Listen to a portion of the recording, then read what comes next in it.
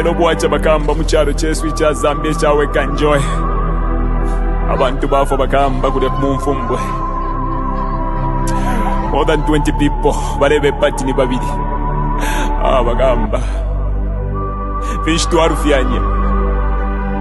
People have died. Mumino yabakapokola. The police killing people. Why? In the same government, Bagamba, abductions have happened. Bagamba, if you're not with them, it's either you're dead or you're in prison. This government, you're going to change, big man. Fish to Arfianya Pakubika Mofes. Fish to Arfianya. Why me? Missing. Achani Rubamwaicho and Dizona. Where is why me? HH, tell us with your government, where is why me? Give us why me. Justice for why me, big man. Wachila mo HH. Wala tupwisha bega kutupwisha Bagamba. Tatwale kya kulanda big man. Oh, you think? Maina watata. Zambia tuwasevana. Bagamba. Waneza tuwapweni. Mutala chetu. Ichi ya Zambia. Tuamona mwempwa. Bagamba. Tuamona mwempwa. Nama abductions Bagamba. Ubuteko tuwaleta. Wadulete lama amazala mush. No you can take Kola ipompa today. No you can take Apa nomba bane. Mufulo pa mufulo. Mufulo pa mufulo. Wakuvota bane. Mufulo pa mufulo. Mufulo pa mufulo. Makufuatika. Mufulo pa mufulo. Mufulo pa mufulo. Makufuatika fuatika. Mufulo pa mufulo. Mufulo pa mufulo. When you taya kwa fwe. Mufulo pa mufulo. Mufulo pa mufulo. Aikona man. Mufulo pa mufulo. Mufulo pa mufulo. Itaya kwa fwe. Mufulo pa mufulo. Mufulo pa mufulo. Yakuri ati kwenyu. Mufulo pa mufulo. Mufulo pa mufulo. Mayona batata. Mayona batata. Bayuthi. Tentwisuli amenso. Batusendela nomba batwipaila na hope Yesu. Endika chagwa lungu watubela tinazmi kwa tila plan B. Nomba tuwadishiba plan B aba mmino ya kualesa. Bantu banga abala afa muchalo chesu cha Zambia. Nibanga bantu abala aba abducted muchalo chesu cha Zambia. Bambire kuli jeje banda. Nibanga bantu abala aba prison. Abena chitotela chilangwa. Wote baba prison netunguru shina shimbi. Muli one government ya kwa HH. Abantu naba kwa mweleza. Aikata nomba baikata na kuyetika chakwa lungu atukwatile plan B. Apa kubo vya mufulo big man. Mufulo pa mufulo. Vinabina bansendela yetika chakwa lungu. Apa nomba bane. Mufulo pa mufulo. Mufulo pa mufulo. Wakuvota bane. Mufulo pa mufulo. Mufulo pa mufulo. Wakufuatika. Mufulo pa mufulo. Mufulo pa mufulo. Wakufuatika fuatika. Mufulo pa mufulo. Mufulo pa mufulo. When you taya kwa fwe. Mufulo pa mufulo. Mufulo pa mufulo. Aikona man. Mufulo pa mufulo. Mufulo pa mufulo. Itaya kwa fwe. Mufulo pa mufulo. Mufulo pa mufulo. Yakuri ati kwenyu. Mufulo pa mufulo. Mufulo pa mufulo. HH does not mean well for Mother Zambia. Zambia to Asebana, this is not the Mother Zambia that we were left with by our ancestors, our forefathers who fought so hard to liberate us. Dr. Kenneth Kaunda, Nalumino Mundia, Mama Julia Chikamoneka, Simon Mwansaka Pwepwe, they fought so hard to put this country on the map, to put this country where it is today. No man would destroy this country because we believe in unity. One Zambia, one nation, and we shall together we will change, and we are going to change this government. My name is Blaze Zambia.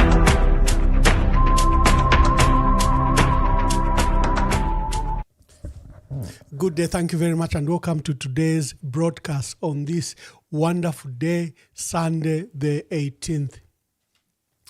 Farmers are crying that they haven't been paid. They're sleeping on queues. We haven't seen good videos from Petauke, Nyimba, Kasempa, And even Choma, where the president has been since New Year's Eve, we understand the president is finally back in Lusaka. We hope that he can resolve this crisis of farmers. I know, and I've always wondered why the Ministry of Finance plans for 500,000 metric ton, which was our strategic reserves how many years ago? I think it was set in 1994. Our strategic reserve should be somewhere around 2.4 million metric tons, because Zambia consumes around 200,000 metric tons of maize every month for both animal and human consumption. And, you know, a national strategic reserve requires that in the event that your season fails, you must have had enough reserves. So 500,000 3 months supply can never be our strategic reserves. But Ministry of Finance, year in, year out, from 1994, plans to buy 500,000 metric ton, purporting that it's national strategic reserve. In my view, we should budget for more, because in the end, the politician would direct FRA and the Ministry of Agriculture to buy beyond the 500 metric tons. For example, in the 2025 seasons, we budgeted for 500,000 metric tons, like we always do, but the farmers supplied maize with 1.6 million metric tons. So government is forced to look for the difference of that money. So I think when you fail to plan, you plan to fail. And this is what happens in between FRA and Ministry of Finance, year in, year out. Dear viewers, share the broadcast wherever you are watching us from. Share it, share it. We are privileged. We are hosting Minister Chisanga Puta Chekwe. He is president of Masomo Education Foundation.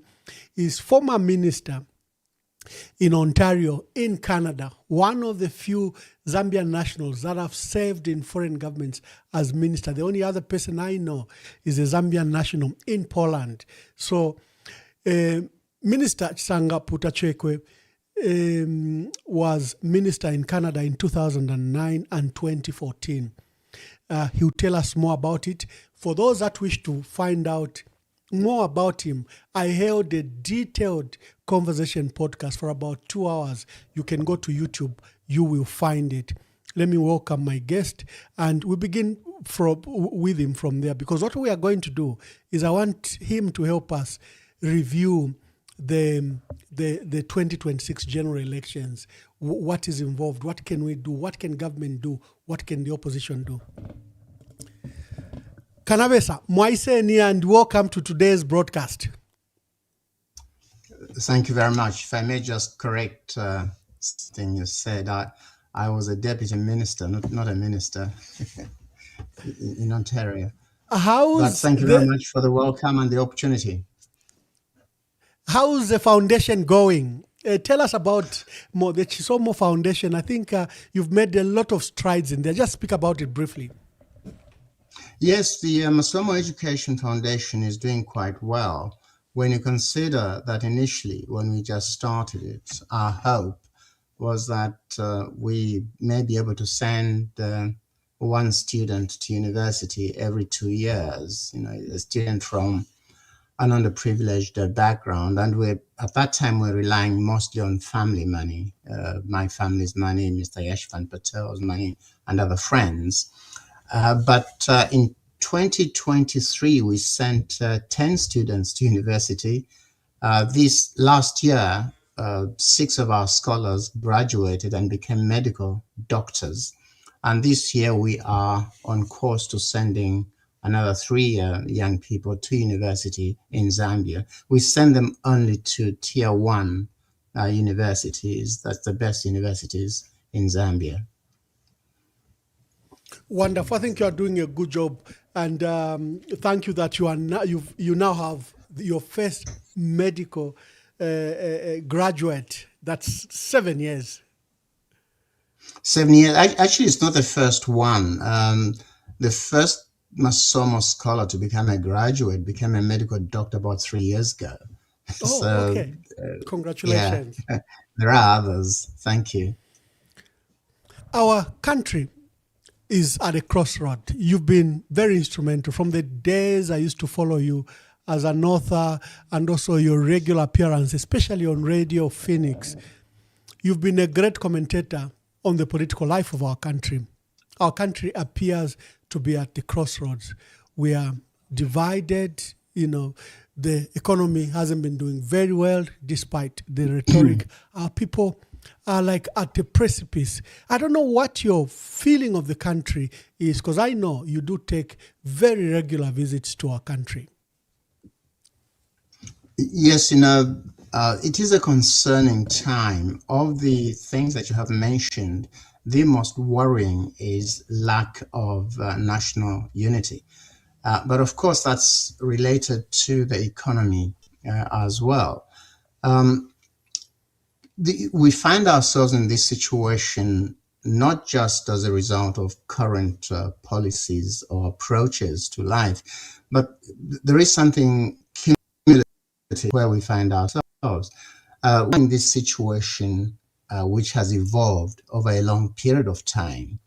And I think one of the reasons we are where we are today has to do with constitutional inadequacy, lack of understanding of basics such as what does it mean to be a Zambian.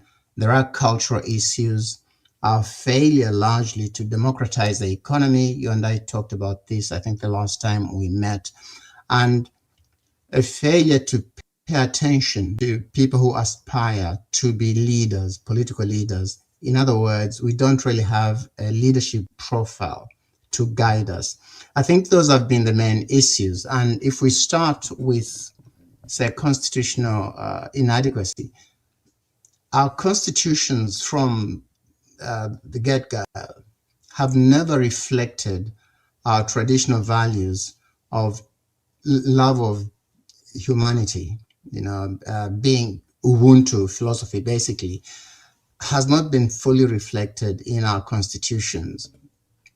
We have not incorporated concepts such as care for others. For example, in Luba jurisprudence, and Luba jurisprudence applies, I think, to most of our cultures in Zambia, if not all of them. But in Luba jurisprudence, there is a requirement for every member of society to do their bit to make sure that nobody is hungry. And this is reflected in many maxims in many Luba languages, which basically say, even a person who steals because they are hungry is not guilty of theft. They are only guilty of excessive indulgence if they take more than they need. Those kinds of concepts would be useful to develop, modernize, and incorporate in our constitution. Another example I'll give you is the office of Ingomba. Ingomba was a person who went around the kingdom, but even within the provinces, say, of the Congo state, you had their own kind of Ingombas who went around, gathered information, understood what the issues were, and then reported back to the king or to whichever nobleman happened to be governing a particular province, in the case of Congo. And the idea was to make sure that the sovereign, the ruler, was aware of the real issues confronting the citizens in the territory. We've never really developed that. We've never understood that in the context of freedom of speech and the importance of people being informed, the rulers being informed. So these are some of the concepts from our history that we can incorporate in our constitution that we have not yet incorporated in the constitution. But there are, of course, other issues that I know you are eager to touch on. I'll end here for now. You touched on something very sensitive on leadership, that we don't seem to have, like you are saying, parameters that should guide who should be a leader. How is it like in Canada? How did they end up? How did you end up to be a leader? And I saw you returned to the office again many years later.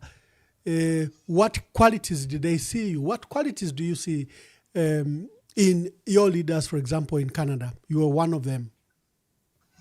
Well, with respect to political leaders, it's a little bit easier because, they express their interest to run for office. You have hustings, robust hustings. The systems make sure that nobody's shut out. So, for example, in Ontario, it would be almost unimaginable for the head of police to prevent a political rally from taking place or to prevent political activity in any way whatsoever. It would be their responsibility to make sure that everyone participating in that rally is safe, and also to make sure that the people who go to the rally or even a protest do not do harm to society. That is, of course, their duty, but no one will be prevented from expressing their views. It's just a no, and every single rational person knows this and knows that it cannot be done. It must not be done. So you do have robust hustings at which views are expressed, and they are counter views. And in the process, the population has a chance to gauge and assess who is suitable for their purposes, who is going to be a rational leader, and so on and so forth. And after that, you have an election, and the best candidate wins. The other thing that happens is, because Canada and Ontario are such prosperous nations, it's very difficult to buy votes. I mean, it's just absurd that anyone would change their vote because they have been promised a bag of potatoes or something like that. But unfortunately, we're still quite poor, and that sort of thing is an issue. So you can influence the way people are going to vote. They've recently learned, I think we have learned as a population, that you can accept these gifts but still vote another way. However, that is not a universal reaction yet. Now, with respect to say the technocratic side of government, which is the deputy minister, the secretary of cabinet, and so on, what typically happens is one of the roles that the secretary of cabinet and whatever cohort of deputy ministers is in place at the time, one of the roles they give themselves is to watch the landscape. They look at high performers within the civil service, even within the agency sector, which is where I came from myself, and even the private sector. And names emerge, and these names are approached, and if they are interested, they are then referred to a headhunting firm to assess leadership. And what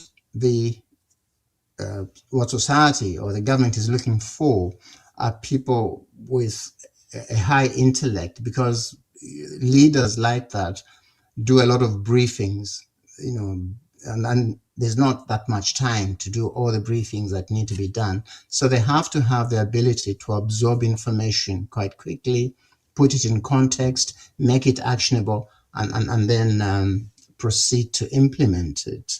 So leadership assessment is extremely important at the level of deputy ministers and indeed the secretary of cabinet. It can be quite an elaborate process, but it does work. And it's very important that you get people of integrity because the deputy ministers are the custodians of the long term. They are the ones that make the policies of today's government relevant when the next government takes over, and so on and so forth. They are the ones who apply evidence to policies. They are the ones who say, look, we know that when you were campaigning, you made this promise, which was a very good promise at the time, and it made people feel good. And you may even have had intentions to implement this policy. However, if you implement this policy, this is going to be the cost. And because of that cost, it will affect policy B or C or D or whatever it is, and you'll have to do something about that. So they bring realism to political slogans and promises. Yeah. You gave a good example that it's impossible, almost impossible, for example, the police commissioner to stop a political process. In Zambia, your core, because you've been following our democratic path and our democratic growth, which somehow seem to have stalled, and we are going back, looking at the seditious laws that have been revived and are now being used to stifle political expression. The new laws that are totally draconian, like the cyber crimes and cyber security laws, that are supposed to fight cyber crimes, but have in them embedded speech offenses. They are not even cyber crimes and cyber security laws. They are cyber speech laws, because that's what they've done, is that they've imported these speech offenses heavily into a cyber crime and cyber security law. And the Public Order Act, which you've always called for reformation, has never been reformed. The shrinking democratic space is now even far smaller than it was before, because of, instead of reforming our democratic space, instead of expanding our democratic space, by these actions, they've been shrunk. Are you not worried about the future of democracy in Zambia? I'm worried about the future of democracy in Zambia. I'm worried about the future of democracy in the world. And the reason I'm worried is we seem to be running out of people who take a long-term view. We seem to have abandoned, in many instances, kindness itself. And once you abandon kindness, once you don't take a long-term view, selfishness becomes easier. And when selfishness becomes easier, living in the moment becomes acceptable. You become like a kind of fast food culture. So when you ask me, am I worried about democracy? Yes, I am worried about democracy, because democracy depends, in order to thrive, depends on two basic things. Depends on a lot of things, but the two fundamentals are, number one, very strong institutions. We don't have strong institutions, or at least our institutions are not as strong as they ought to be. The second thing democracy depends on is very good leadership. And when you have good leadership, even the requirements that are not enshrined in law but have become norms will be respected. So that's where leadership comes in. So you need to have this intersection of good leadership and good and strong institutions. Unfortunately, what has happened, we have almost gone back to the 1930s, where authoritarian figures, intolerant figures, figures that don't believe in democracy, use the democratic process to get to power. And once they get to power, they then start to shrink the democratic space. And this is why it's so very important when people vie for office. You've seen that at the moment, the people who wish to be leaders, they're making all sorts of promises. All of them, without exception, are Democrats. But we know that there is a likelihood that if some of these people got to power, they would not be Democrats. So as part of assessing suitability, what we must do as ordinary citizens who vote, as part of assessing suitability for office, we must look at the person's real commitment to democracy, not just by what they say, but by what they have done in the past, how they've actually governed themselves, how they have related to people. Are these people who believe in due process? For example, are they the kinds of people who say, well, I wanted X to happen, but the result was Y. The process was fair. It was the right process. I will nonetheless accept Y, even though I wanted X. That Democrat does. We need to satisfy ourselves that these people do truly believe in democracy and understand that a genuine Democrat would much rather lose an election honestly than win it fraudulently. So if the population can apply its mind, or we as members of that population can each individually apply our minds to the people vying for office, ask these questions, and satisfy ourselves that they truly are Democrats, then we have a good reason to vote for them. Another danger with respect to people who don't believe in due process, they almost certainly will not believe in the Constitution, because the Constitution is a series of processes as to how people are governed. So if they don't, if they don't believe in the Constitution, they don't believe in due process, they are more likely to govern by supporting just one group of people, the group that they are most comfortable with.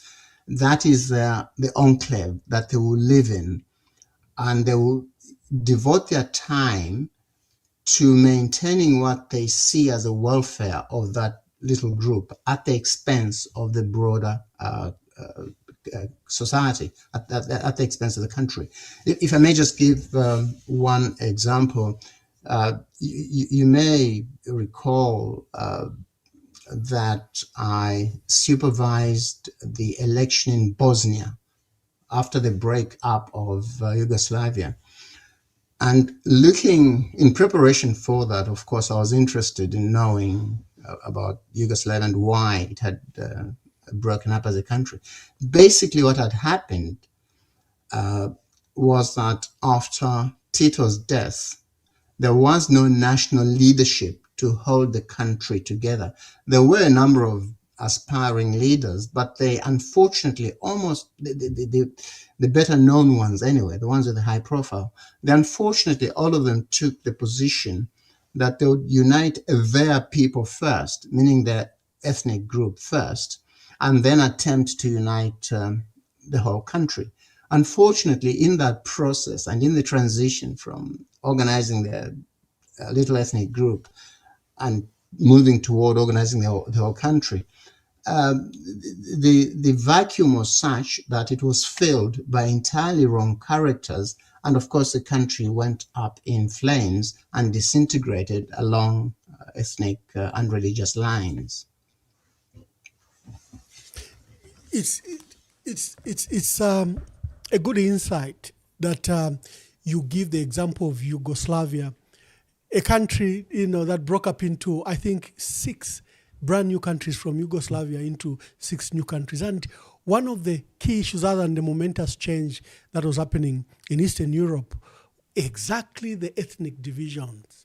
And that's why people should worry when countries begin to go or being broken into a tribal or ethnic enclave. It's a big danger other than the state of the economy, because it threatens the very fiber of our country. Let me pose a question regarding the opposition. And, you've been a good counselor to our politicians, both in ruling and opposition. I think there's a realization that there might be an urgent need to have a united opposition. There have been attempts, for example, when the United Kwacha Alliance was formed, that UKA, that it would then, bring all the opposition together and field one candidate. The factionalism and internal fights quickly broke up that United Kwacha Alliance. It's there, but it's a shell of itself. There was a new initiative called Tonse Alliance. Again, I think after the glue that held it together, the former President Edgar Lungu passed on. We've seen the fractures. Even an illegal entity emerged from that Tonse group. We saw recently the events around People's Pact that has brought together some personalities, and they're fronting Dr. Fred Membe as his presidential candidate. We saw the United Front. Recently, I sent you a copy where our seniors are worried about the fragmentation in the opposition. Our elders in the country have decided to take it upon themselves to attempt to bring all these, whether it's Citizen First, PF, a Socialist Party, and all these alliances somehow together. Have alliances worked in Zambia, or do we just have to forgo and allow the competition, the way we call ourselves a multi-party state, to just go as a multi-party state and not worry about political alliances? The answer that may surprise you is that alliances have actually worked in Zambia previously. And the second point I would make on that is whether or not an alliance is successful will depend largely on circumstances and the ability of the leaders to read the circumstances in broadly the same way. Now, to go back to the first point, MMD was an alliance. It was an excellent example of an alliance. We were in circumstances, talking about circumstances, that, again, it was mostly the elders who picked it up first.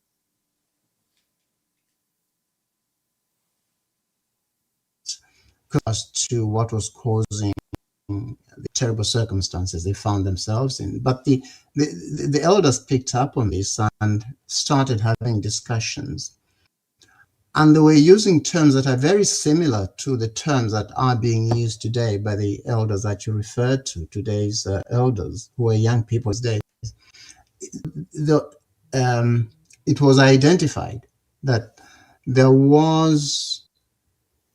The time had come for national restoration, and that's where we are.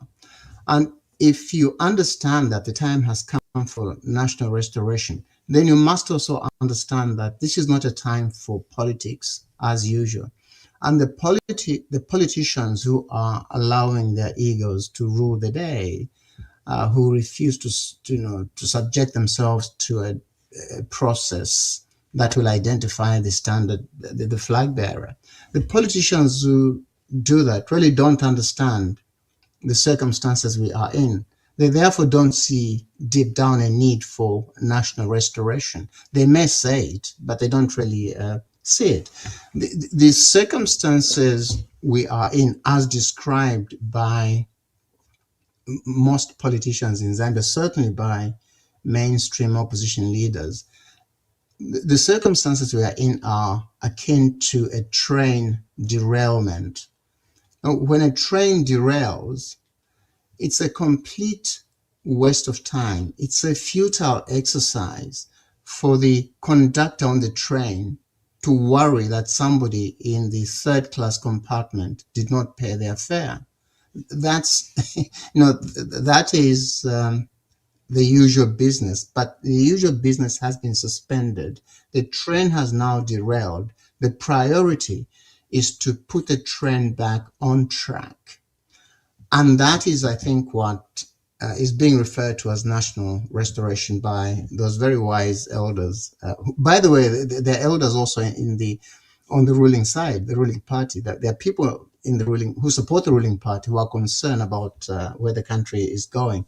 So although the country is polarized, you'd be surprised at how much commonality there is in certain quarters, both in the ruling party camp and in the opposition. So what do we do since the train has derailed? I mean, what does it take to put the train back on track? The first thing is, yes, you need to create a clear choice. It's not going to help democracy if we have 20 presidential candidates, but it's going to help democracy if we have two main voices, one of which says, look, we are in dire circumstances. We did not create this alone. Everybody's responsible, but we have a plan to put the country back on track. Another voice says, this is not politics as usual. We are off track. We need a new direction completely. And we are going to give you this direction. And this is what we are going to do. In many ways, the contest in 2026 will be seen by many sort of floating voters. These are voters who are not committed to either political party or either group, either bloc, it will be really seen as a huge test for Zambia. It's not business as usual. So what do we do? What does it mean to put the trend back on track? What it means is address the issues that we have not addressed for a long time. Number one, have a really consultative, people-driven constitutional process. That has to be done. And in doing so, we must remember that the purpose of a constitution is not just to protect us as citizens from external enemies. It's not just to define our borders. All these things are important, but even more important, perhaps, a constitution protects a population from the extravagances of the people who govern them.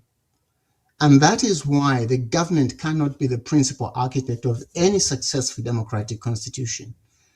We as ordinary people delegate power to the government and so, form the government, but guide us along these lines. And again, going back to our own traditional values, what we should be doing is what our ancestors did. You may recall that the state of Zambezia, from which Zambia gets its name, had an unwritten constitution. And there's a splendid record of this constitution. It was in a book written by an Andalusian Arab, Al-Masud, I think was his name. And he said, in Zambezia, the king was obliged to govern with equity. Again, this is a demand from the population saying, look, we allow you to govern. We cannot all of us be in government, but we allow you to govern. But for heaven's sake, govern with equity. If you don't, you will be removed. So that's a kind of role that the population should take. Now, what happens in these particular circumstances, if indeed the train is off track and needs to be put back on track, what we need to do, as I've mentioned, is address constitutional issues, address cultural issues, put in place an economic system that finally allows us to democratize the economy so that the benefits are felt by everybody. And as you are creating this culture, you also allow the people to benefit from leadership profiles so that in future elections, they are less likely to elect a Hitler or someone like that. Now, to be convincing in that, if the opposition truly is serious that we are in a crisis, that we need national restoration and these matters have to be addressed in short order, if they really are convinced about that, then whoever is their standard bearer must commit convincingly to serve for only one term and to focus on things that need to be done. And the reason that is important is this. I think most reasonable people in Zambia, including our politicians, know that there are things that need to be done, but they are afraid to do them because they will be unpopular, although the benefits down the road will be immense. So if you had a leader that really was only going to be in power for 4 years, maybe a maximum of 5 years, they could take decisions because they aren't really concerned about being re-elected. So these are the issues that must be looked at, but I'm sure that you want to explore the economic issues as well. You have brought a very cardinal point that the political debate in our country is purely on the surface and on the easy way. People prance in their narrative that the work ahead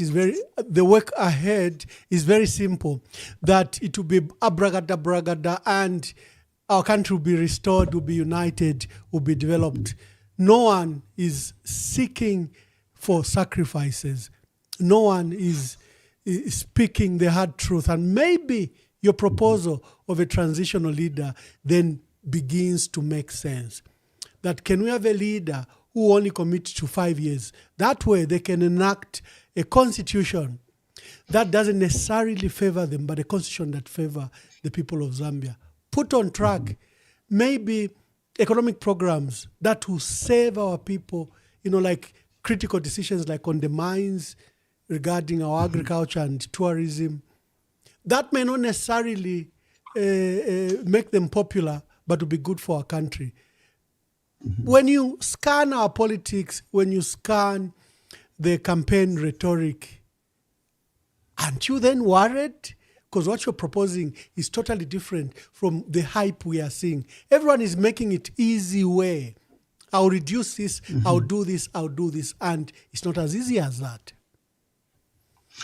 I agree with you, and I am worried. And what I see is just not just an inability to communicate, but a refusal to communicate. And we find ourselves in a position where if you are in Camp A, everything that Camp B does is wrong. And if you're in Camp B, everything that people in Camp A do is wrong. That's a danger sign because it means that we are not talking to each other as Zambians. It means that we are fragmented. And yes, I do agree with you. Making promises is very easy. And again, I go back to this point that the Zambians must look at the profile of the individual. They must examine the promises that are being made, and they must ask themselves the question, we've heard similar promises in the past. They have not all been fulfilled. What evidence is there that this particular person making the same promises we have heard in the past on this occasion is actually going to fulfill them? But you also touch on something else that is important. How capable is this person of taking the tough decisions? And this goes back to this idea of a one-term national restoration regime. But the citizens themselves must ask these questions. We've had so much finger pointing that it's completely unhelpful. The finger pointing even deteriorates into just abuse, insults. That's not going to help anyone. Abuse can never be a substitute for analysis. The justice is not placed for it. All it does is to keep the good people away. And as for people who are already in the arena, the reasonable ones are disappointed. And that doesn't help. When you disappoint somebody, when you abuse them, the message you are sending is you're not prepared to engage with them constructively. So don't be surprised if they take decisions that you don't like. They haven't had the benefit of input from you because of the approach that you have taken. We must always remember that come what may, we are one Zambia, one nation. It's entirely in our hands, not just the politicians, we're the citizens. It's entirely in our hands to build or destroy our country. And the easier of those two things, I can assure you, looking around the world, looking at history, the easier of those two things is to destroy. It's very easy to destroy. So let's all take a step back. Let's just take a deep breath in and out. Look at each other and say to ourselves, look, we've come this far, and contrary to what some people may believe, as Zambians, we have achieved more often than we have failed.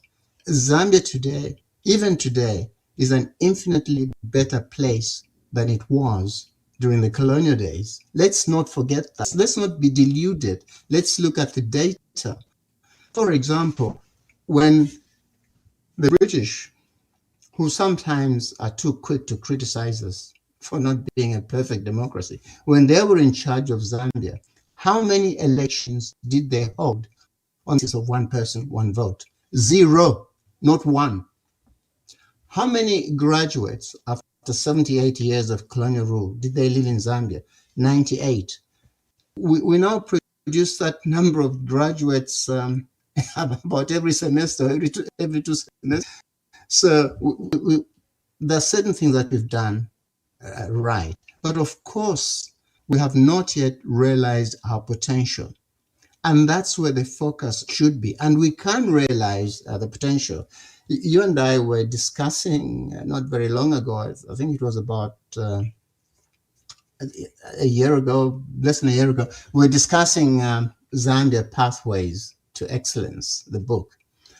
And we see there a prescription of how we can increase employment opportunities and how we can turn Zambia into an economic superpower.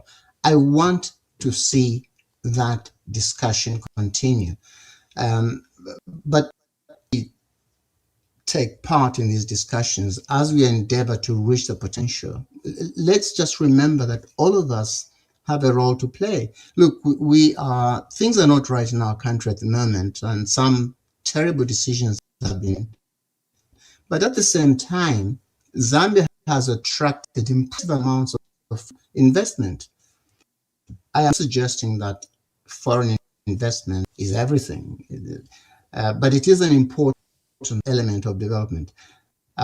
In my view, domestic investment is even more important, but that doesn't mean foreign investment is not welcome. So the fact that we have attracted significant investment cannot be understated. But unfortunately, the smallness of mind that we have in our country at the moment, people who pretend to be leaders, is such that they will underplay that because they fear that in the process of acknowledging this, they'll inadvertently be praising one side or the other. In fact, this is an achievement not for any political side. This is an achievement for Zambia, and we should learn to distinguish between what is in the national interest and what's in the interest of a particular section of our country. Oh, yeah. Thank you very much for our dear viewers that are joining us, share the broadcast. We are hosting Mr. Chisanga Putachekwe. He's a lawyer, an advocate of the Zambian High Court. He also is an advocate in the British courts. And, is a leader. He was a minister, as you've heard, in Canada. And he's a political commentator. So I'll be opening the phone lines shortly just to get some views from you and questions that you may have. You have touched on something very important, the polarization in our country, where there is a clear divide. You are either for or against. And if the group I am with, even if they haven't paid the farmers, even if there is corruption, even if they are dividing the country, I am supposed to praise them because I'm on their side. And if the other group raises any issue, I'll probably insult them and call them names. The polarity is just not ethnic in relation, it's also economic, it's also social. The divisions appear to be on every fabric.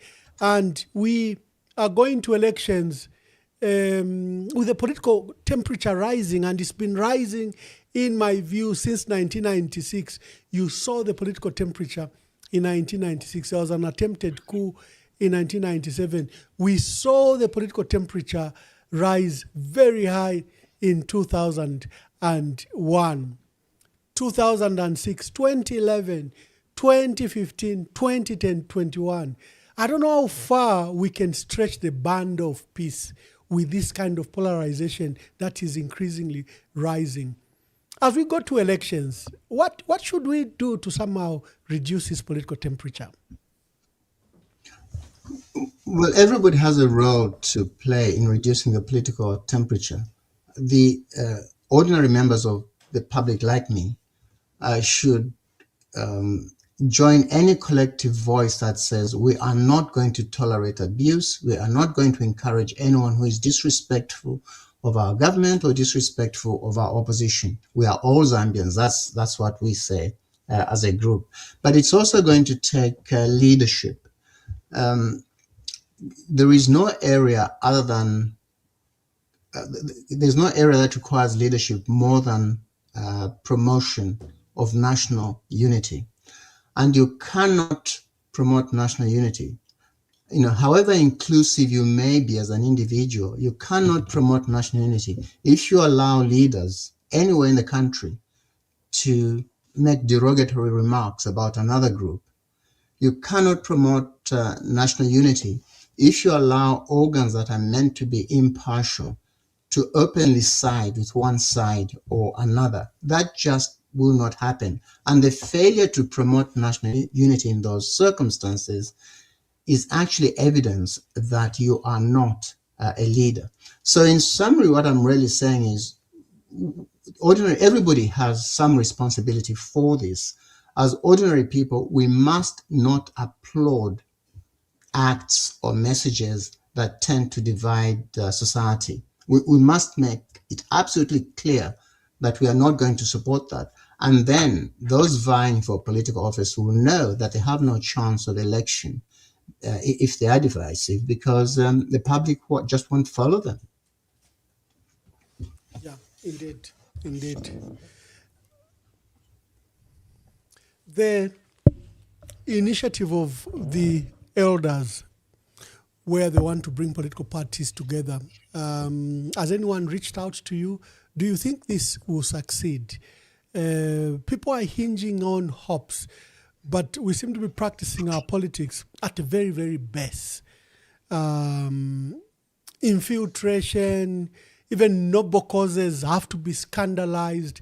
There is no noble process. Voices from critical institutions like the church are also scandalized.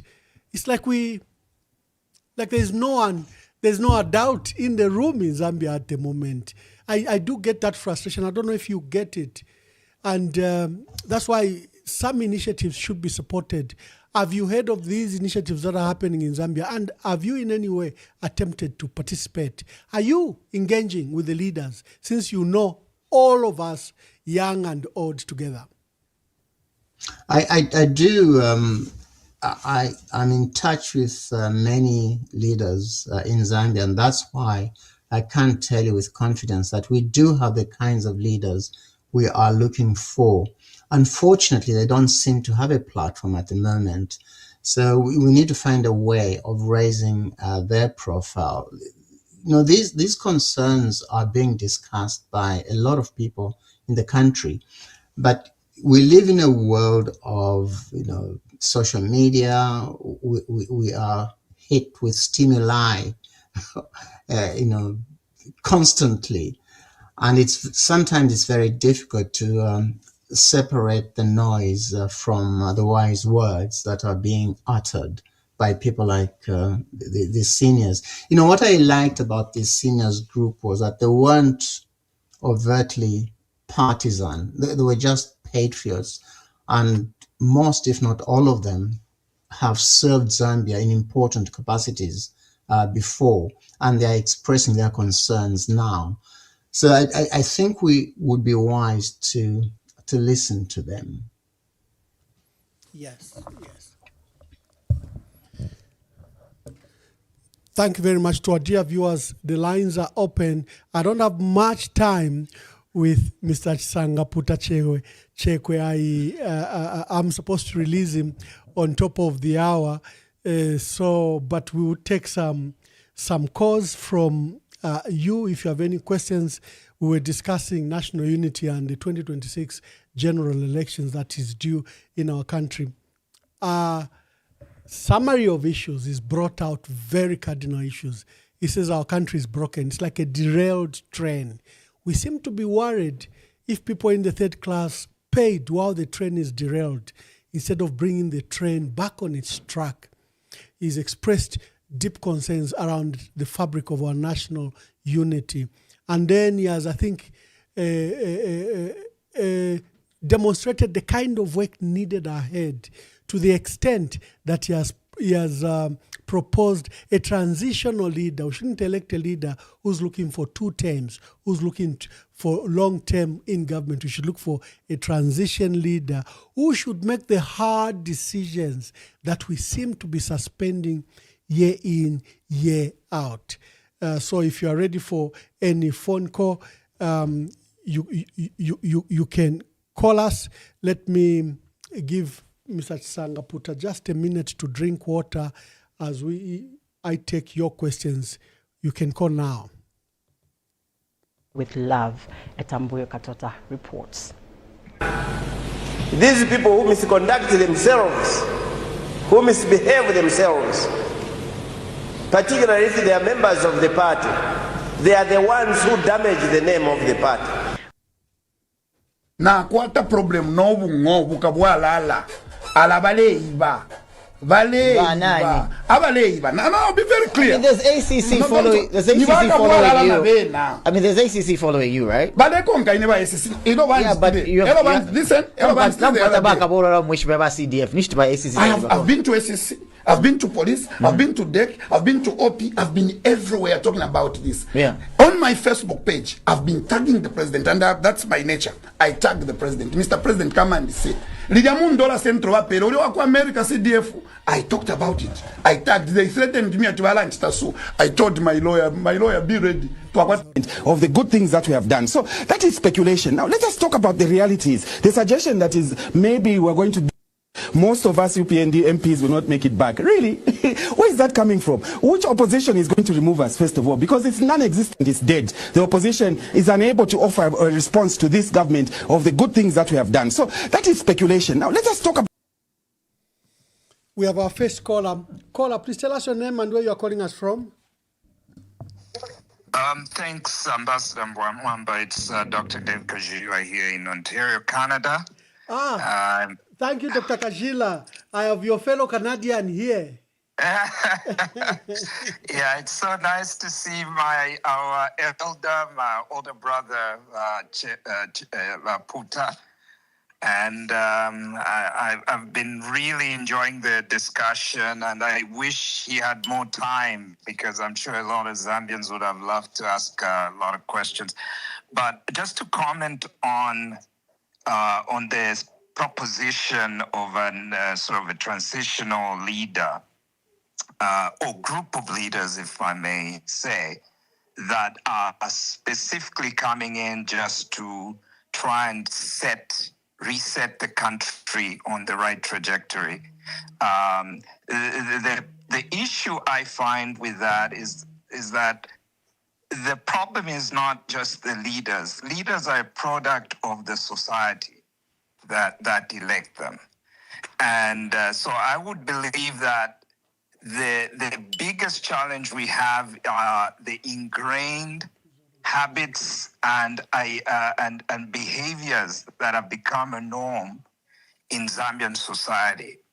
When they look at political leadership and the selection of leaders, Puta did comment on choosing people with integrity and gave the example of how it's done here in Canada, and him being one of those leaders that have been selected in a rigorous way. In Zambia, unfortunately, leaders sometimes prop themselves using money or using false promises or literally bribing the electorate to take over power. And Zambians themselves, us Zambians, have allowed that to continue.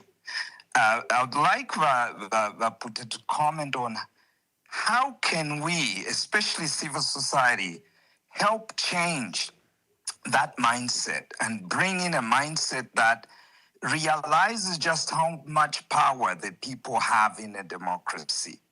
How much they can actually influence the direction of where things should go. So I'd like a comment from you, Puta, on that. Thank you so much. Dr. Kajila, thank you very much. Thank you. Hello, caller. Please tell us your name and where you're calling us from. Good evening, Ambassador Mwamba. I'm sorry I have a hoarse voice. Am I welcome? Yes. Sorry about there's this flu going round. I don't know where you are, but yeah, make your contributions.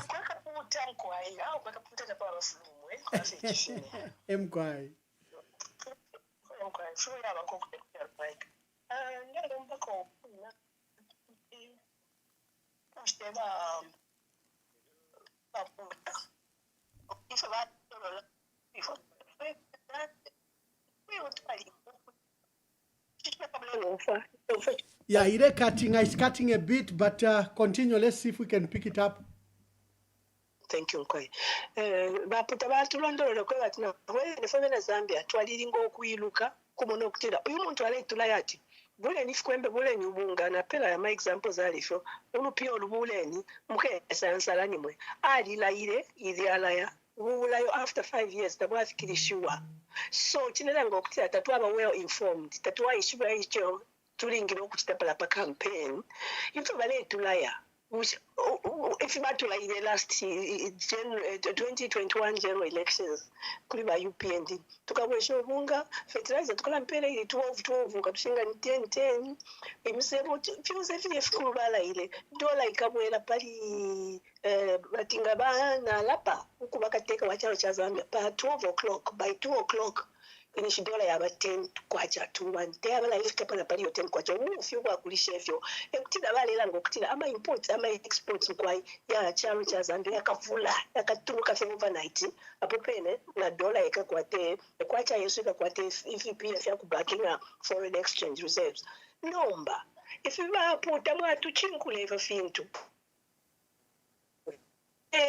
imoku mfika mwamfike fona miofa mano yenu bwingi bisete batusambishe kokweba ba NGO nangwa organization yose yo mwinga pingula imwe neyo mwinga sontapo ukwa folk educative for abantu babo mishukuno twaikala mwaka puta kuikelenge kunsumbu kuchinsali kwa shangombo ukutweba ko kumufumbwe kutwelikale kulya konse kuvubwi tuchitaye kutweba ati vipi yako mletele fikwembe chila mwaka fyatampire kale ama t-shirt balagletera lyose but economy tayabala yentaji lebwele lenuma twatotera lesa twalisambire school ya free muri bakawunda ifine fitenga bale pele fya UNIP na whatever t-shirt yaba kuna wino panto twali ya school ya free ku boarding school twali kote na diet use mama boarding schools twasambire ya kwa kawunda bambi kwai kanshi ilibale tubepo ufikira mukubalisa nabula abishikubali pachawa amapo mu Lusaka abalikeni batunya amabunga umuchele sopo fish balele abantu fitu bapoka elo bese basale elo ngasala muchalo tamwa bamalight abana besuda ngubabe accepted school ya free education by ku university na kuisa napako belenga chintu cha shupa tuye renting ululu aisolwa boarding houses mu boarding house tamwa bamalight abana bakabelinga linshi lintu bamuno kwebati ubuteko bwala palabika mkuu general elections ya some 2026 August pano January balanda numba balita malaiti honest lukula bepa kwati bamwamba baputa I don't know which part of Zambia bafuma kuleka nande kwa chibemba ukula tuchita treat nga aka ume kampani ka kwendi chipona pa window this polygamous man aisa kubepo kunda mayo ni we ashashika ubunga no mutenda sopo no mulungura ba mwana mwalia ai mafuta ai ba uja umbi mwana kashikula kwa chimba kambaka village ni we imo bana mayo was no development no progress mulekota imo ba mukaza same man. That's how Zambian citizens twaba ukwabulu wakutusambirisha icho batata baputa mwalando okutina ti abantu bakitaife chibochini bale balaya kwabulu okutita check ati ife ntwale tulata fichitika awera na kabiri tumusa leta fichitika bakafwaye kwaba kutusambirisha ukweba ati ukula iwe fintu ifi batu kuma bulaya konsoko baputa balanda mwapitana nokene mwaba mwambada kumbiko takwa aba campaign ya kufwala ma t-shirts ya kutibale pelo omuntu ifintu ati eli okay sensala na chine abasala batakuli amasukulu yalondoka takuli omuchuku chipatala takuli public transport yalondoka mabasi stop yaba 250 miles apart takwa abesho kubulaya twali umfua turabelenga pa internet nombele chawamisha nalomba kokutila bakati wafe baputo kutusambirisha basi babenga pange filonganilo ifinga tuwafu kutusambirisha ini civil education ni chinchi tuishi byatala pako kusala kateko wakumiteka na MP na councilor na bani filefi kwembe bamiletela file poka fe 3 4 5 months chapwa mwesala abantu abakumila yafye apangula nakyo babipele but amila ekyo kintu kabiri mukese ekyonga mwebene ati walireetera efi kanshi kwenyu nga tabaleeretani kwenyu natotera mukwaiba Mwamba. Thank you very much, a voice from Kaputa. Hello, caller, please tell us your name and where you are calling us from. I'm calling within Lusaka, Mr. Mwamba. Your name, sir? My name is Simpokolo Mwamba. Mr. Simpokolo, make your contribution. Yokchibalanda. Naralanda muchibemba bamu. Mkwai. If you are my wife, Mamgulanda Mwamba, wes Mkwai, a challenge to aquate kalamba sana. Bambi 12 fira my 80s. My problem to mona. The law in a question you could decide about Mwamba Mkwai ni concerning each paniches with PF. Mshekwena ni shilanchi mwebonga like into ngulushi shikalamba mwebalandira kwechalo nokumfefe tumfefe mulanda chinshi chikosere sana kuti kati abantu benge katangana kuchita chimotion bonse benga baba pleasant pamukumvu then ni shilanchi mbio twinga bonse kuti twamona kuti leader ewinga tutungulula mushire isuma because abantu abengi Mr. Mwamba bali waleti abasakamana kuti kati shenomba ngechipani chesichatwa PF chiretu tobala kuisa because ngamwabuka lero mwamfefi na mailo mwabuka mwamfefi ala mwe bantu tulandireni ko tumfopo tulendera nanga ishenga chali kwa kuti ati maybe valereta ko debate balande fyo balefo kuchita then bavotera ku muntu walanda kwefindi fya manefyo bakonka omuntu otukasende ko tukamone ko twinga furish abantu bachula abantu balerira lero pita bakwata pa kulandira balalandira pesa bonse baletina kuti ate nalanda pa phone balenkaka na totera ngwa iba Mwamba weso. Thank you very much. Thank you very much. Let me just take two more calls to allow Mr. Puta Chekwe to answer those. Yeah, please call so that we quickly hear from you and we allow. Maybe let me throw the three questions from the three callers. Sir, let's start with Dr. David Kajila. Then we go to Our Lady from Kaputa, and then the gentleman from from Lusaka. Thank you very much. I was very pleased, I must say, to hear Dr. Kajila's voice. And I'm sure he's smiling as I say this because he knows that he owes me a visit.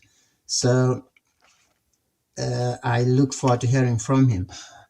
Dr. Kajila is absolutely right. And this is one of the points I've been trying to emphasize.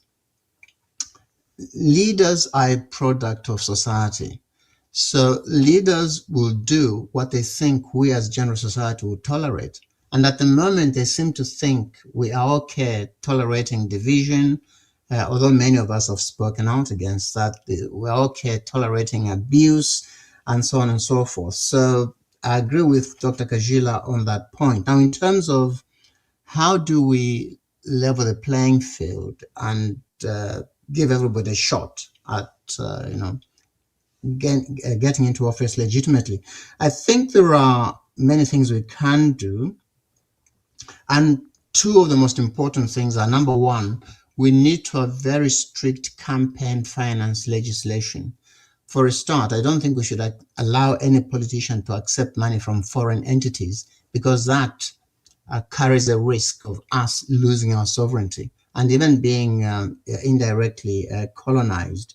So we need to find a way of financing party political activity.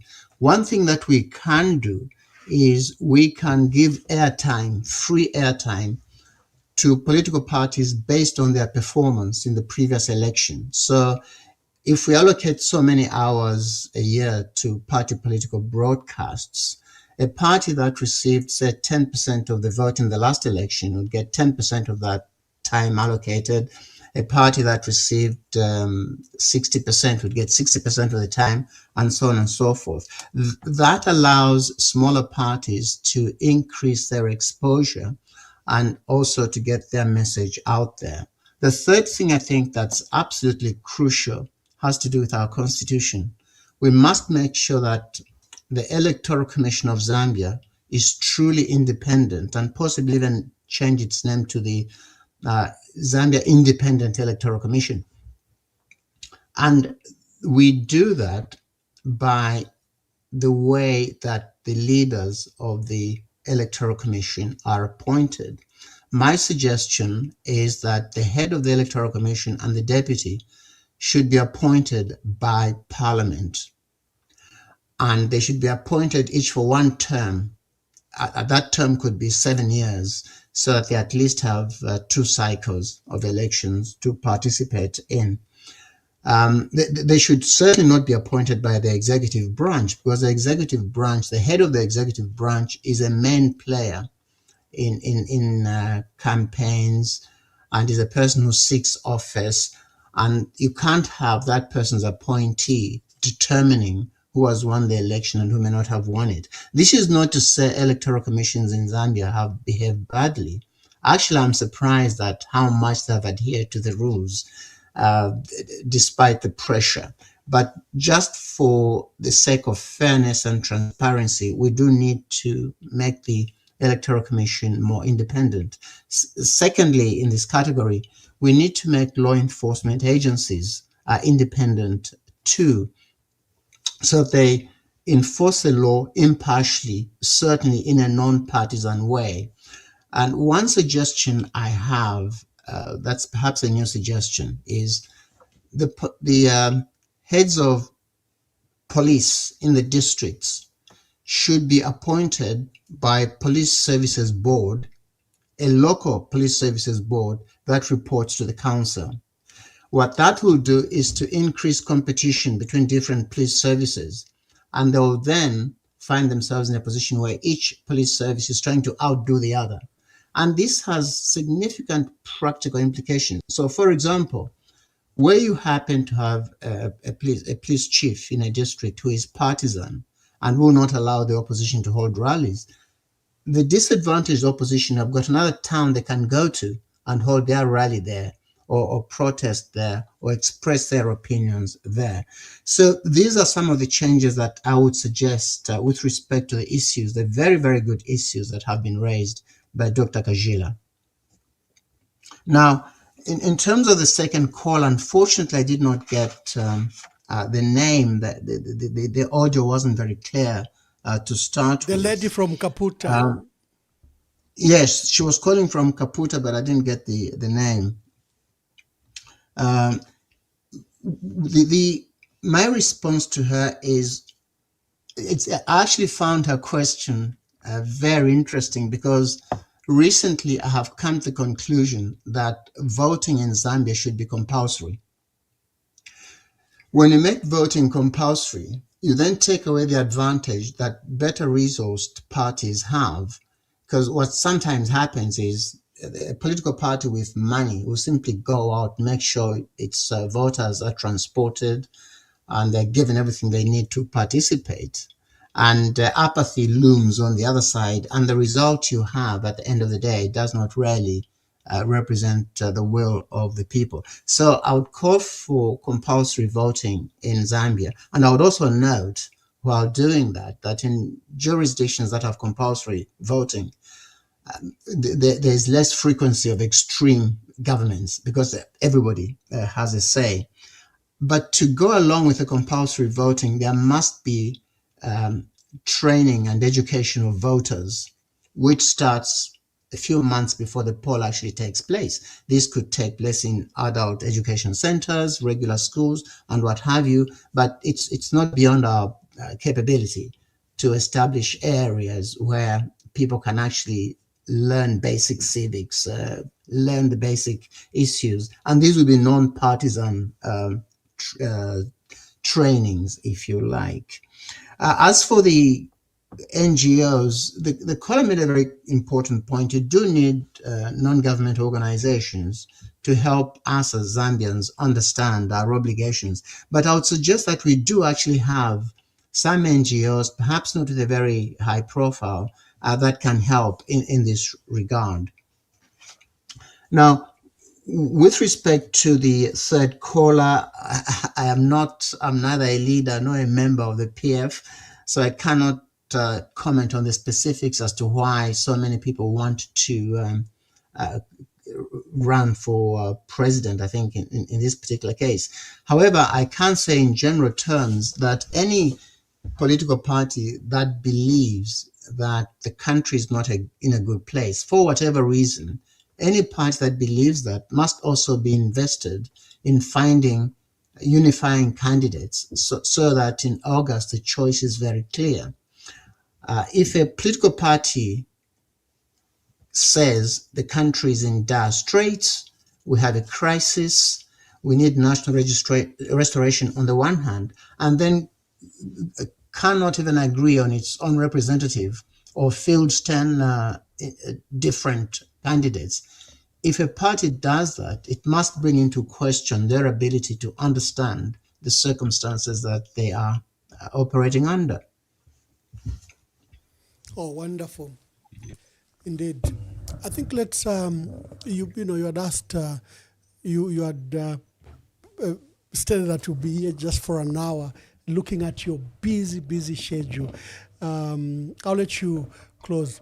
I'd like to thank you, first of all, for bringing these insights, non-partisan nuggets of wisdom to the conduct, I think, of our politics. And your analysis, I think, is spot on of the work ahead that our leaders should face, and that unity is non-negotiable, it's paramount if we have to do the national restoration. And I like your disclosure that the concerns are from both divides, including people that are in the ruling party. They've also expressed concern about the direction of our country. Maybe give your last remarks. My last remarks, Ambassador, relate to the lost opportunity. Each time we engage in mudslinging, each time we insult each other, each time we degrade our office holders, each time we suppress the opposition, we are taking time away from addressing the real issues that could help Zambia realize Zambia's potential. For example, we have 42 million hectares of land in Zambia, which is rated medium to high quality land. We cultivate less than 14% of that. Why is that? The main reason is that there is no infrastructure. We need to apply our minds as to how we can open up that land. In my view, we can do so relatively easily. For example, if we built a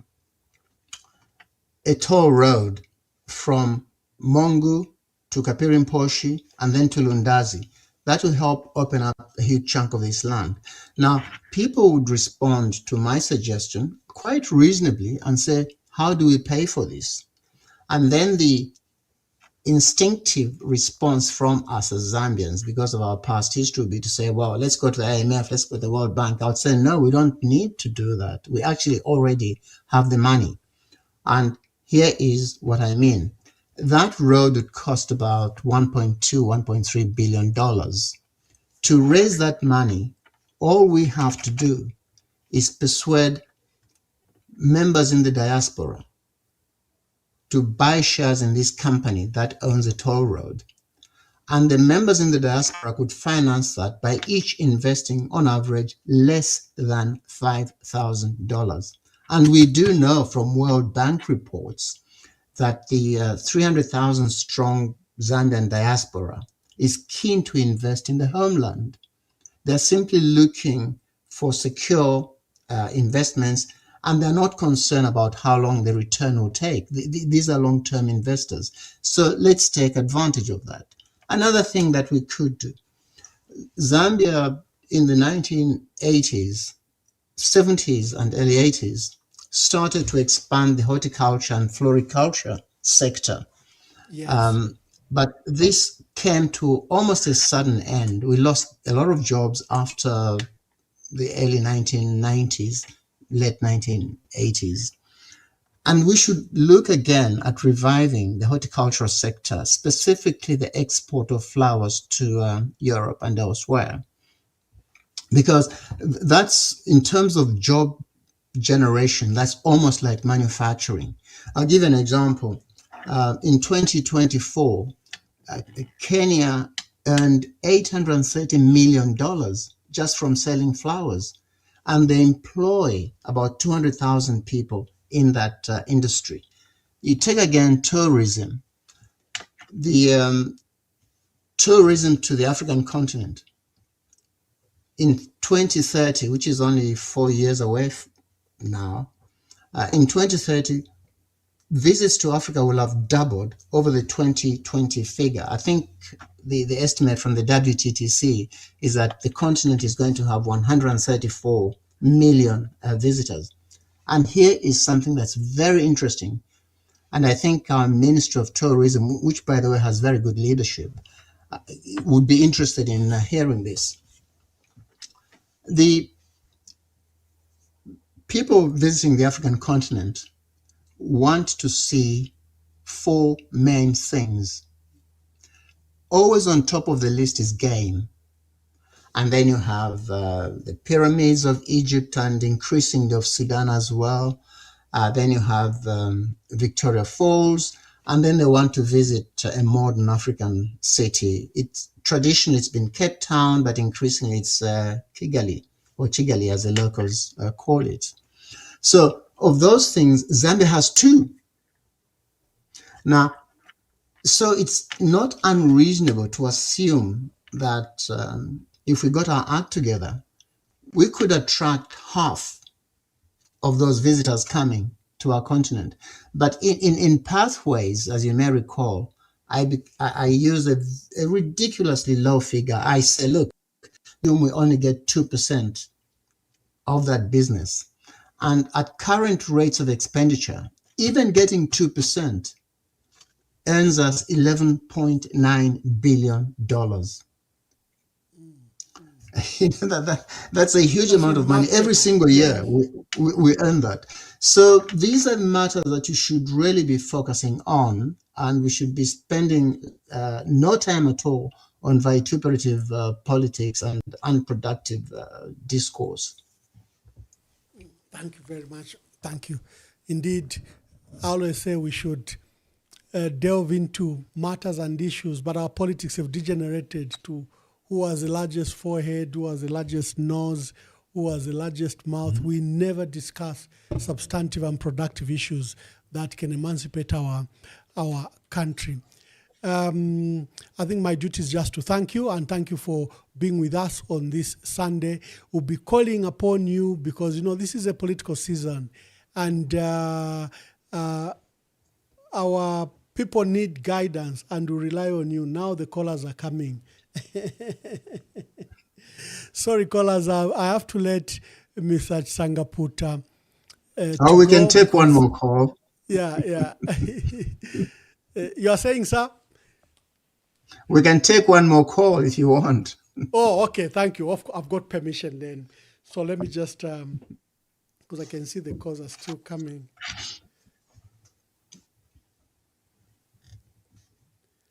Yeah, so we are hosting Honorable Sangaputa Chekwe. Is an author, is a writer, is a lawyer. He has many aspects of life.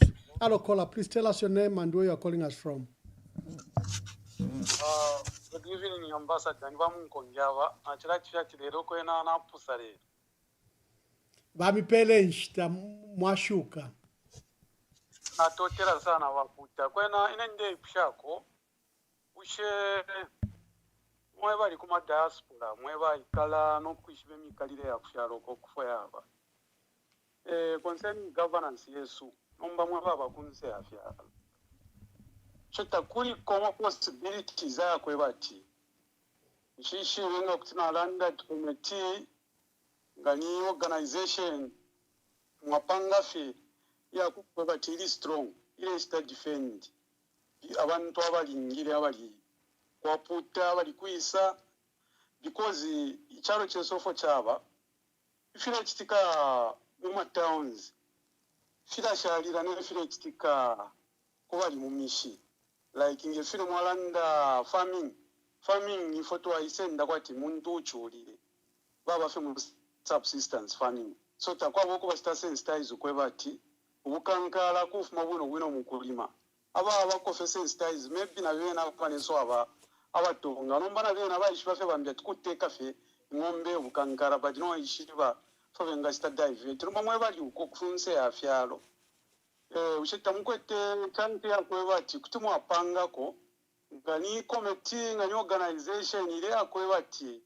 nango government ile chita invest mu bantu mwe bali uko limbi mwasa chita investing and kuru wapura since mwalishwa wa profo yaba concerning ne organization mukwete ama shares yen mwasa invest muri barama farmers na mfundisha shara ngatako bati ndore sta participate ifya ifyo government panta ishukitire kwa tongo nsoko bati nango yalire kunse ya charo ile fwa kushitisha charo chezo upoke mpia sha kuvika wena zambia mu afya na beshiwa tukuyame nzo yali kunse yara star leti ya situation barase bana na mwala imatawe ifo kulingana nopo tuberere fimure fo kuchitara ngo kongore shimpia tachiri bwino kuchita kuri ko chance ya ko bati tuma mwana akapira imwe baba kunse mwe bali afu fyaro fimbiro mba mwana akapira kuchita invest mwishire yona isho kurondorola. Thank you very much, Wamunkonge. Thank you very much. Wamunkonge is asking about the diaspora forming some committee. I can see Dr. Kajila is back. Dr. Kajila, is there something you left out? Yes, indeed. Thanks, Ambassador. So, Vaputa, yes, I owe you a visit, and certainly I had a smile on when you commented on that. So, God willing, we should have a chat. But here's another question I have, and in fact, I'd like you to comment. If I'm not mistaken, you were once either general manager for First Quantum, in history at some point in your life. I would like you to comment on the mining policy. Do you think Zambia is getting enough for its mineral resources? Thank you. Thank you very much. Hello, caller. Please tell us your name and where you are calling us from. Hello, caller. Please tell us your name and where you are calling us from. Thank you so much, Mr. Emmanuel Mwamba. This is Mwewa from Livingston. Mr. Mwewa from Livingston, make your contributions. Thank you so much. Mwamba program final. Oh, I see. I see. Eko mufiseme bonse. Final. Okay. But I've been following the program and the he has spoken a lot of, he has given a lot of insights on a number of issues. And let me take advantage to say thank you to his contributions. Now, my question here, number one, looking at the way about to take our UP and the way they bulldozed, for example, the process of the Constitution Bill number 7. Even when they were got injunctions, got whatever, even when there were concerns from last, they still ignored the process. Now, this is giving me maybe in terms of accepting the outcome of the 2026 general elections. How can the country make these guys, in case they lose elections, how do we make them to accept the results? And then the other thing, we saw the recent elections in Uganda where the internet was shut. People were not following the events in Uganda, and I suspect that can also affect us in August. How do we go about it when or if internet will be shut? And then the other question, vote protection, Paputa. How best can the Zambians protect their votes in August 2026? Thank you very much. The last caller. Hello, caller. Please tell us your name and where you are calling us from. This is Chilandu from Lusaka. My dear brother, make your contribution or question. Yes, it's rather a question than a contribution. I would like to find out from the minister, former minister in Canada, Mr. Puta.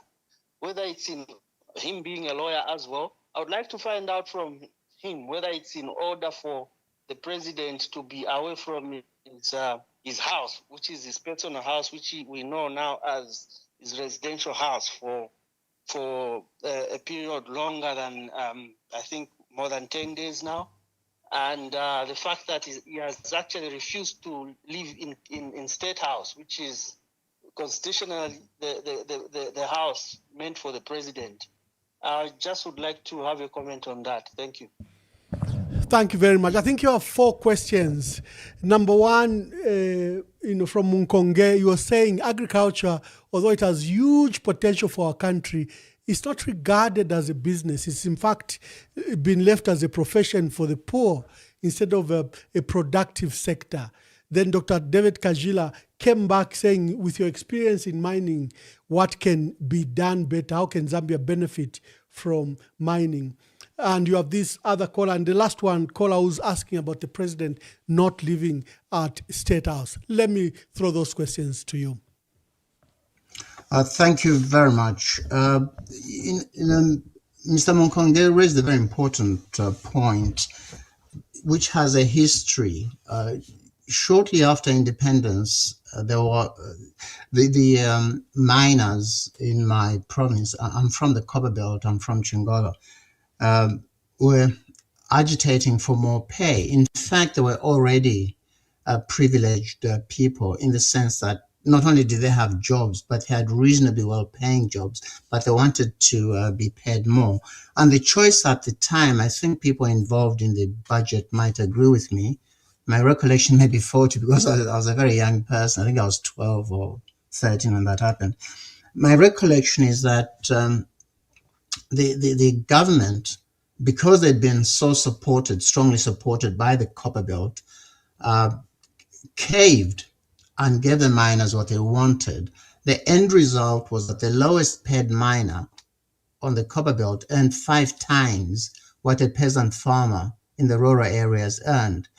People are rational. What followed was people now moving in larger numbers from rural areas to urban areas. And what that did was to deprive the rural areas of the labor that could have expanded the agricultural sector. So we can address that today by creating certain incentives. For example, certain services like healthcare and education might be free, or certainly must cost less in rural areas than they do in urban areas. I know that we now have a policy of free education, but this is just an example of an incentive we could create to encourage people in to stay in rural areas. And the caller, Mr. Munkonge, is quite right. That really is where the future lies. Another thing that we need to look at is the water situation in the world. It's estimated that by 2031, there'll be a general water shortage in the world. That's only 5 years away. Now, of course, there are solutions, but we can take this as a rule that the water supply will go down, and it will go down in some of our neighboring countries, as Botswana, Zimbabwe, Namibia, and to a certain extent South Africa.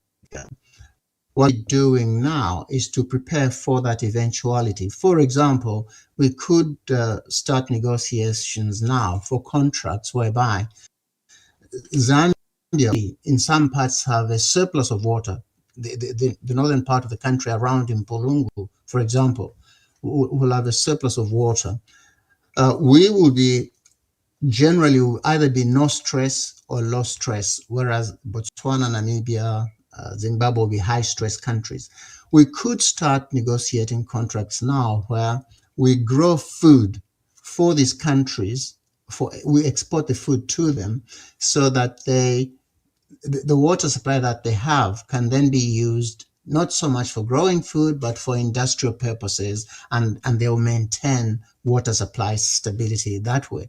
Now, for us to do that, we need to train people in rural areas in agricultural methods. We need to invest in it.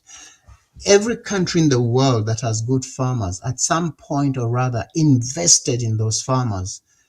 Zimbabwe, for example, after the Second World War, when they had large immigration from Europe, the British government invested a huge amount of money in those British immigrants. And they then became very good farmers. They were not good farmers because they happened to be of British stock, but they became good farmers because someone had invested in their training. And we need to do the same thing with our rural population. In terms of the role the diaspora can play, the diaspora, I think, already plays an important point. For example, each year now, Zambians in the diaspora send home about $250 million in remittances.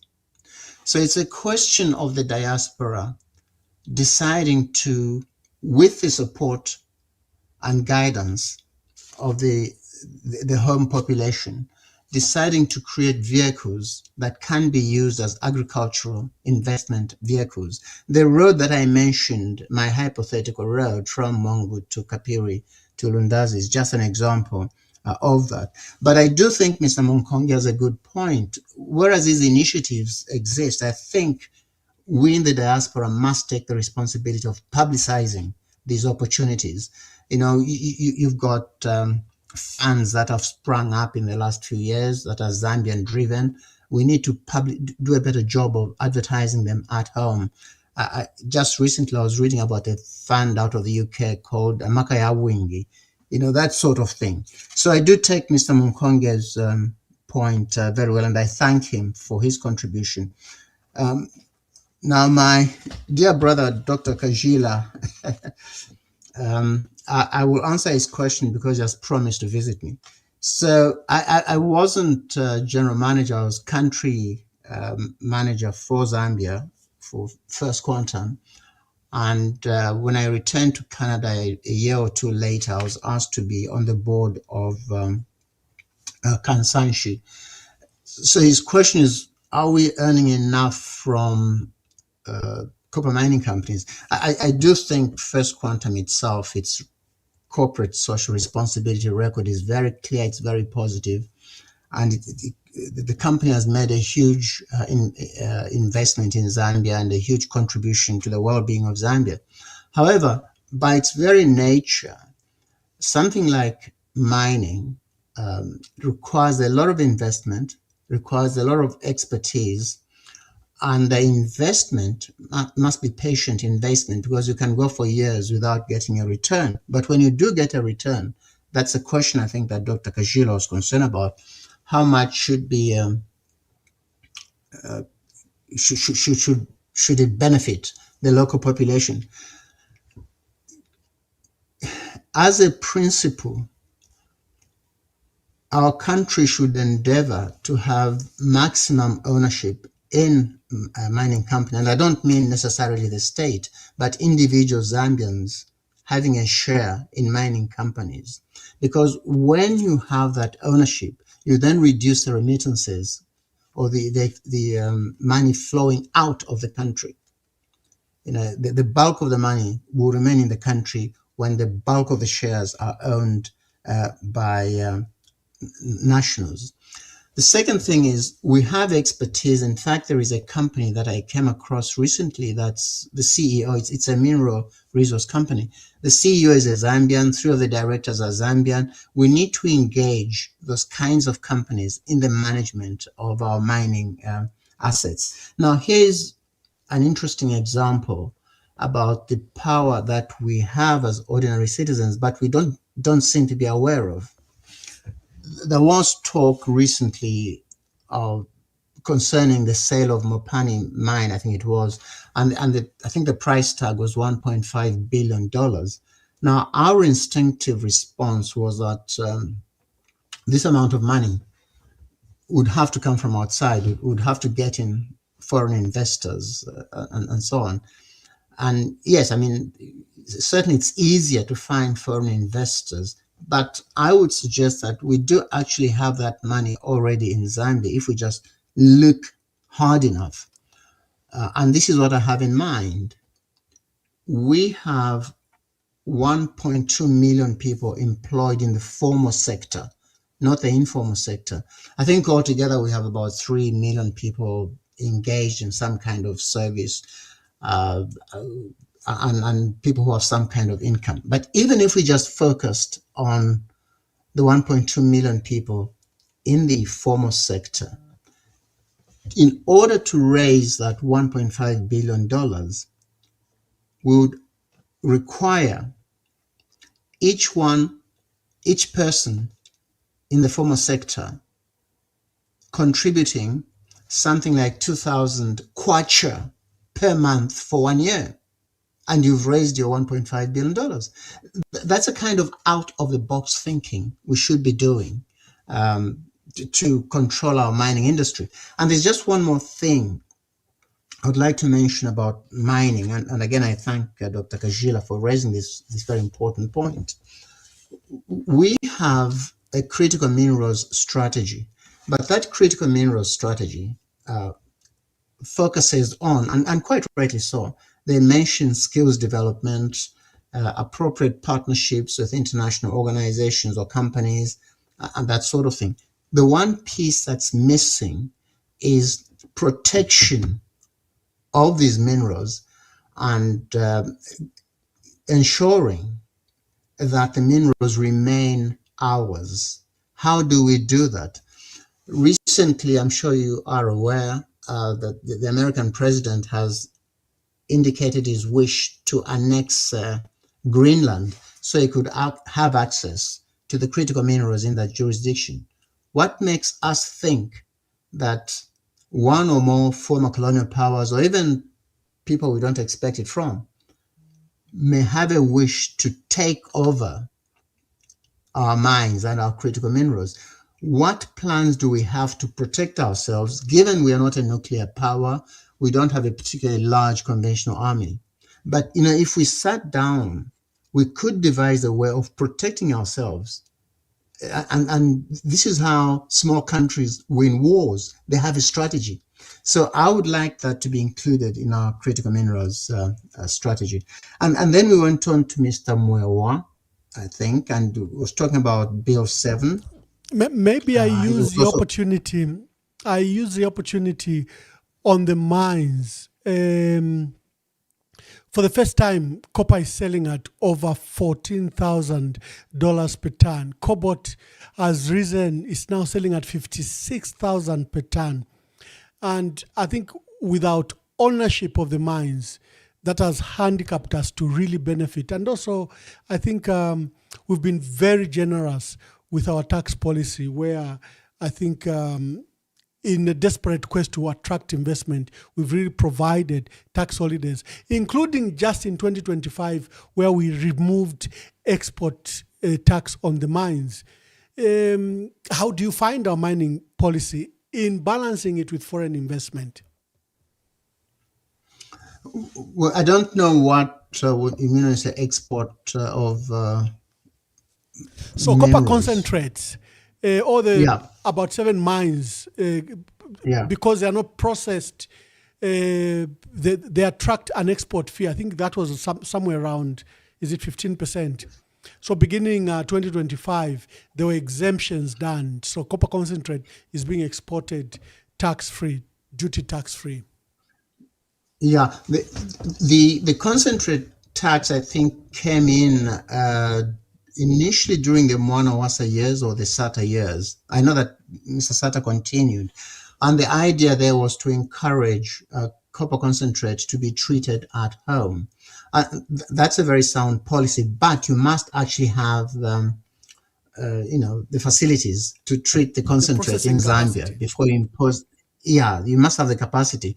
And that's why I was surprised that this issue has arisen, because our capacity has increased since the SATA years. In fact, I think that the smelter at Kansanshi mine is either the largest or the second largest in the world. So I don't really know what motivated that policy. But to go back to the principal point, I think you are quite right. When you don't own the mine, you're going to have more outflows than if you did own it. So we should really encourage Zambians to have shares in these companies and even to own them where they have the capital.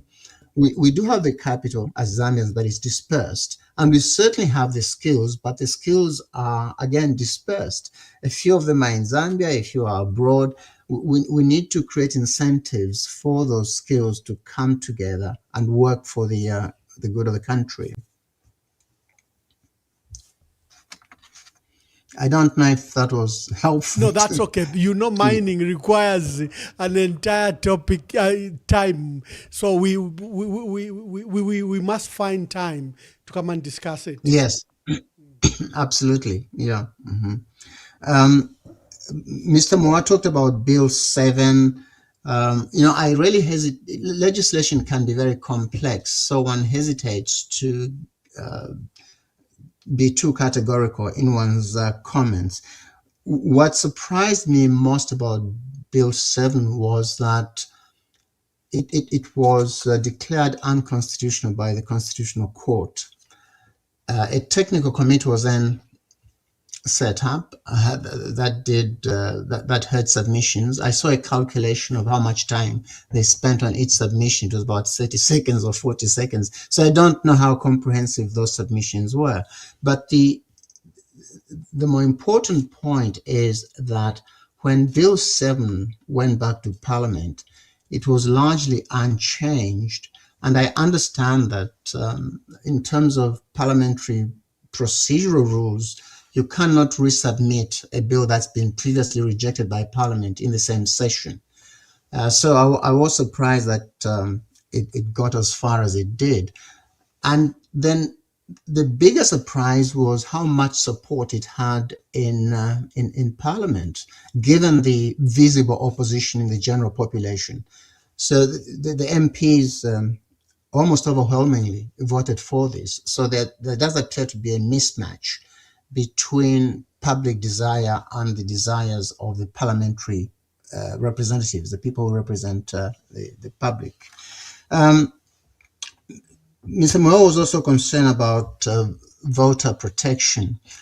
Yes, in many jurisdictions, this is important. Uganda just demonstrated that. Tanzania, before that, demonstrated that. Voter protection, this goes back to the importance of having an independent electoral commission. Zambia really desperately needs that. We must have that enshrined in the constitution. But even without that, there is provision in Zambian law to audit voter registration. And, we are well within our rights to observe elections, and the more observers we want, the better. And in observing elections, it's not simply a question of making sure that people go to the right polling stations, vote, and leave peacefully. It's also a question of monitoring transportation of ballot boxes before the vote, after the vote, and during the counting. These are very important issues, and I thank Mr. Mwewa for that. The last caller was asking about the president choosing to live outside State House. We do have State House, and that's the official residence of our presidents. And it's expected that the president will live in State House for a number of reasons. One of them is that State House has a security infrastructure to protect our president. We want to make sure that our president is well protected. So I am surprised that the president doesn't want to live in State House. The other issue that arises is expenditure. Not necessarily the Zambian president, but in other jurisdictions, closer, quite close to home, South Africa, President Zuma carried out enhancements at his private residence because he wanted to spend more time there. He did not reject the official residences as such, but he just wanted to spend more time at his private residence in Kandla. And you will remember that caused huge problems, not just from a security point of view, but personally for the president after he left office. That was one of the reasons that he faced corruption charges. It had to do with expenditure of public funds for a private resident that temporarily was used by the state president. So my answer to that really is, I don't know what the motivation was, but as a principle, an elected official should live in the official residence, especially if they knew that this would be a requirement should they win the election. Oh, thank you very much. I've already said my byes, and thank you for according us more time to answer those questions. And thank you, Dr. Kajila. The two of you owe each other a visit. Family, I know some of you were watching football, the Cup Finals for the Africa Cup Finals, and you find time to watch this broadcast later. Even tomorrow, it's on YouTube, it's on Facebook, and it's being distributed on Spotify. You can find it on various platforms. And this was an engaging discussion with our dear brother, Mr. Tsangaputa Chekwe. So God bless you. Until we have another discussion, God bless you. Na kwata problem no bungo kabwalala alabaleiba valeiba abaleiba. No, be very clear. I mean, there's ACC following. There's ACC following you. I mean, there's ACC following you, right? But they can't kind of ACC. Yeah, but you listen. I've been to ACC. I've been to police. I've been to DEC. I've been to OP. I've been everywhere talking about this. Yeah. On my Facebook, I've said they are little frightened men. Why do I say that? They are little frightened men because of what they have done against the people of Zambia. They have committed many crimes by stealing from the people of Zambia. The people of Zambia know this. And at my many rallies, I have proposed, when we come back into power, into government, the establishment of a truth commission after the one, like the one in South Africa. Why do I say this?